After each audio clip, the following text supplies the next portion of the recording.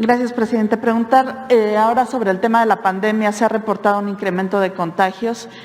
Si nos pudiera explicar el doctor Gatell o el doctor Alcocer, ¿cómo será esta nueva ola a diferencia de las anteriores para que haya un poco más de tranquilidad? ¿Y cómo va la compra de las vacunas para niños menores de 12 años? Sí, con mucho gusto. Ayer vi que se inquietaba un poco la prensa con el comunicado diario cuando comentamos que la periodicidad ahora va a ser más frecuente dado la dinámica de la epidemia. Entonces, qué bueno que hace esa pregunta, muchas gracias, para ponerlo en su justa dimensión.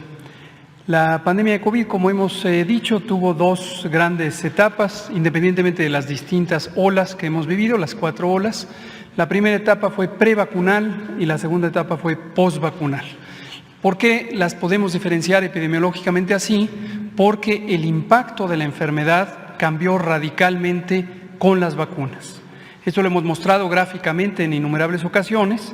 Las primeras 2 olas y una parte de la tercera tuvieron un impacto importante en producir no solamente enfermos, enfermas, sino también personas gravemente enfermas que acababan en el hospital y desde luego lamentables defunciones. En cambio, en la cuarta ola, no solo en México, sino en el mundo, cuando se presentó la correspondiente ola en la temporada de Omicron, ya había coberturas de vacunación, no en todos los países, pero en una gran cantidad, tan altas como la que hemos alcanzado en México, con más del 92% de la población adulta y 87% si consideramos a toda la población vacunable. Esto lo que produjo como consecuencia, y la evidencia es muy clara, es una gran cantidad de casos, dado que la variante Omicron es mucho más transmisible, pero una proporción muy pequeña de personas que se hospitalizan y aún mejor, una proporción muy pequeña de personas que llegan a perder la vida por esta enfermedad. Y destacamos, relacionado con las vacunas, hemos destacado que la gran diferencia la hace la vacunación, quizá en segunda instancia la variante, en este caso Omicron, por lo que seguimos recomendando a las personas que se vacunen si no lo han hecho o que completen los refuerzos si es que no los han aplicado. ¿Qué esperamos que va a ocurrir ahora? La variante de predominio sigue siendo Omicron en casi todo el mundo, en algunos casos hay algunas subvariantes. En México sigue siendo principalmente la subvariante que predominó en la cuarta ola y el comportamiento es de baja virulencia, pero la pieza clave es vacunarse.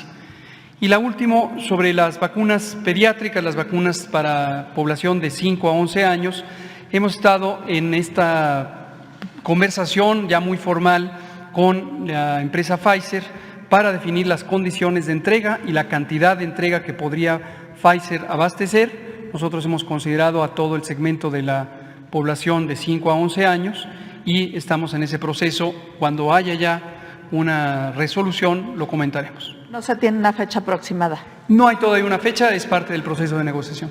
Gracias.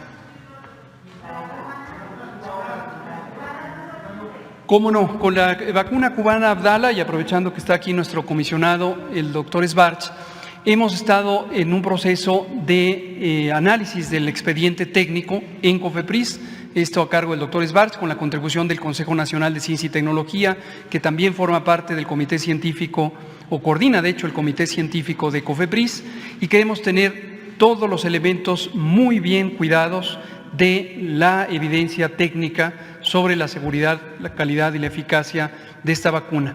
No tenemos duda ya con toda la información que hay sobre la calidad y la seguridad. Es una vacuna muy probada, no solamente por la vacuna COVID Abdala, sino porque Cuba usó la plataforma tecnológica que viene usando para sus vacunas desde hace más de 30 años y es una de las mejores plataformas tecnológicas del mundo.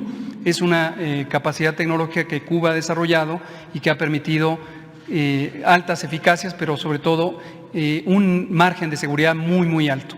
Y para la población pediátrica hay algunos detalles sobre la evidencia que ampara el uso y la eficacia en la población pediátrica.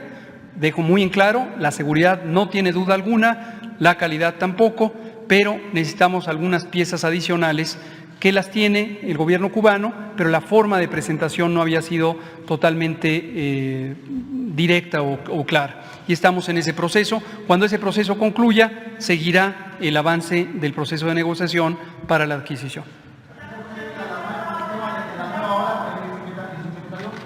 Como digo, recordarán que hace algunos meses, unos 3 o 4 meses, hablamos de este tránsito de la epidemia, del estado epidémico propiamente dicho, en donde hay una situación inusual, al estado endémico, no solo en México, en todo el mundo.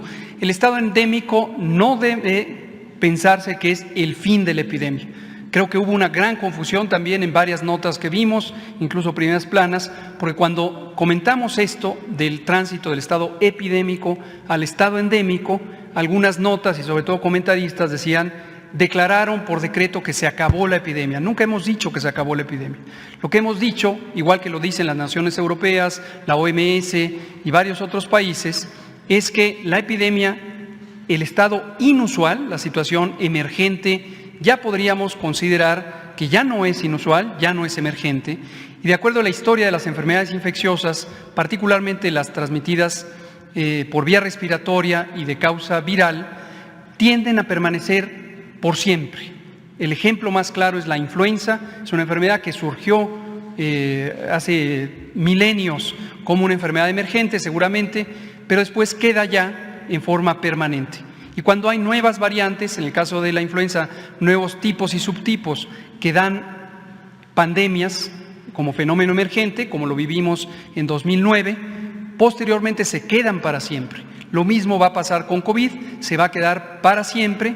Pero la noticia positiva, muy importante a tomarla en cuenta, es que transita de ser una enfermedad de alto daño, de alta virulencia, de alta capacidad de causar enfermedad grave y muerte, a una enfermedad con poca capacidad de causar un daño de consideración y mayor transmisibilidad.